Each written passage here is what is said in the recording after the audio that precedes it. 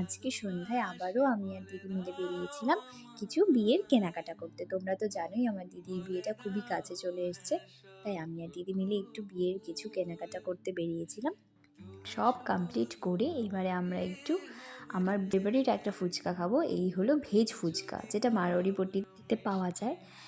তোমরা সবাই জানো যারা আলিপুরদুয়ারে থাকো। তারপর আমরা একটু আইসক্রিম খেয়ে নিয়ে এবারে আমরা একটু চলে যাব ফুলের দোকানে। দিদির বিয়ের জন্য কিছু ফুলের আগেই কথা বলা ছিল, তো সেখানেই আরও কিছু কথা বলে দিদি জিজুর জন্য একটা ফুলের বুকে নিয়েছিলাম। দেখো আজকে ভ্যালেন্টাইন্স ডের জন্য সব কটা ফুলের দোকান কি সুন্দর সাজিয়েছে, যদিও সেসব আমার আর দেখে লাভ নেই। তারপর আমিও নিজের জন্য একটা ফ্লাওয়ার নিয়েছিলাম। হতে পারে এ পথে। আর তোমরা তোমাদের প্রিয় মানুষের সাথে কি করে এই দিনটা কাটালে আমাকে কিন্তু অবশ্যই কমেন্ট বক্সে জানাবে।